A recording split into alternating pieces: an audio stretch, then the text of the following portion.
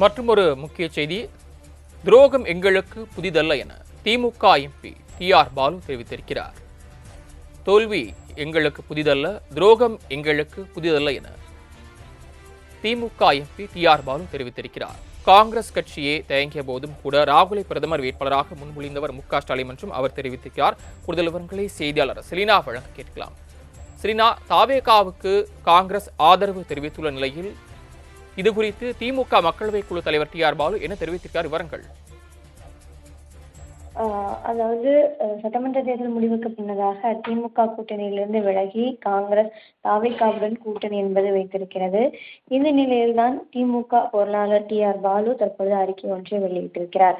அதில் அகில இந்திய காங்கிரஸ் கட்சி சார்பில் வெளியாகி இருக்கக்கூடிய அறிக்கை என்பது சில காலம் மறைந்திருக்கக்கூடிய அவர்களின் குணத்தை வெளிக்காட்டி இருக்கிறது எனவும், இப்போதெல்லாம் காங்கிரஸ் கட்சிக்கு இக்கட்டான சூழ்நிலை நெருக்கடிகள் உண்டாகிறதோ அப்போதெல்லாம் தோழமையாக உடன் இருக்கக்கூடிய திமுக அதற்கான நாங்கள் கொடுத்திருக்கக்கூடிய விலை என்பது அதிகம் எனவும், ஆனால் அவற்றை எல்லாம் மறந்திருக்கிறார்கள் என்று தெரிவித்திருக்கிறார். குறிப்பாக சோனியா காந்தி, மறைந்த பிரதமர் மன்மோகன் சிங், அதே போல ஆகியோருடைய நட்புணர்வையும், அதே போல தனிப்பட்ட முறையிலான ராகுல் காந்தி அவர்களின் பாசப்பிணைப்பையும் கட்டி வந்தோம் எனவும், அவரும் நான் சகோதரர் என்று அழைக்கும் ஒரே அரசியல் தலைவர் ஸ்டாலின் தான் என்றெல்லாம் சொல்லி வந்தார்.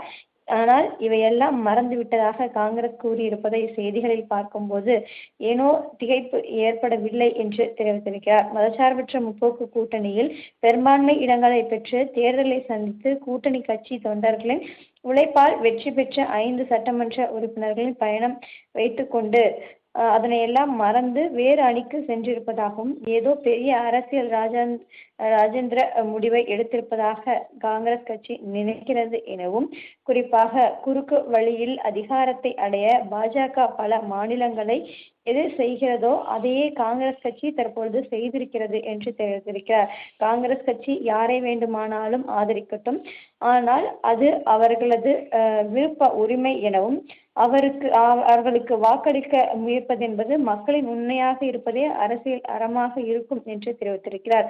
ராகுல் காந்தி பிரதமர் வேட்பாளராக அதிகாரப்பூர்வமாக முன்னிறுத்தும் போது தேர்தலை சந்தித்த காங்கிரஸ் கட்சியே தயங்கி வந்த நிலையில் 2019 தேர்தலில் சென்னையில் அவரை பிரதமர் வேட்பாளராக திமுக தலைவர் மு.க. ஸ்டாலின் முன்னிறுத்தி இருந்ததாகவும், அதனை எல்லாம் மறந்து தற்பொழுது காங்கிரஸ் இந்த செயலில் ஈடுபட்டிருக்கிறது என்று தெரிவித்திருக்கிறார். தோல்வி எங்களுக்கு புதிதல்ல எனவும், துரோகம் எங்களுக்கு புதிதல்ல, ஆனால் அவை நிரந்தரம் அல்ல என்றும் எப்போதும் எங்களுக்கு தெரியும் என்று தெரிவித்திருக்கிறார். காலம் பதில் சொல்லும் என்றும் திமுக பொருளாளர் டி.ஆர். பாலு அறிக்கை ஒன்றை வெளியிட்டிருக்கிறார். தாங்கள் வழங்கிய தகவல்களுக்கு நன்றி செலினா.